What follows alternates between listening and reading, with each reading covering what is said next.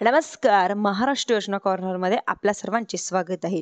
आजच्या व्हिडिओच्या माध्यमातून आपण बघणार आहोत की समुद्रातील कमी दाब क्षेत्रात पावसाचा प्रभाव कमी झाल्याने राज्यात पावसाचा जोर कमी होणार आहे. म्हणजेच की 2 ऑक्टोबर रोजी दक्षिण कोकण, मध्य महाराष्ट्र, मराठवाड्यातही तुरळक ठिकाणी विजांसह हलक्या पावसाची शक्यता हवामान विभागाने वर्तवलेली आहे. तर उर्वरित राज्यात ढगाळ आकाशासह किमान की तापमान होण्याची शक्यता आहे. चढ उतार होणार आहे. म्हणजेच की 2 ऑक्टोबर रोजी कोकणातील रत्नागिरी, सिंधुदुर्ग, मध्य महाराष्ट्रातील नंदुरबार, धुळे आणि जळगाव, नाशिक, अहिल्यानगर, पुणे, सातारा, कोल्हापूर, मराठवाड्यातील छत्रपती संभाजीनगर, जालना, बीड, परभणी, लातूर, नांदेड या जिल्ह्यात विजांसह हलक्या पावसाचा अंदाज.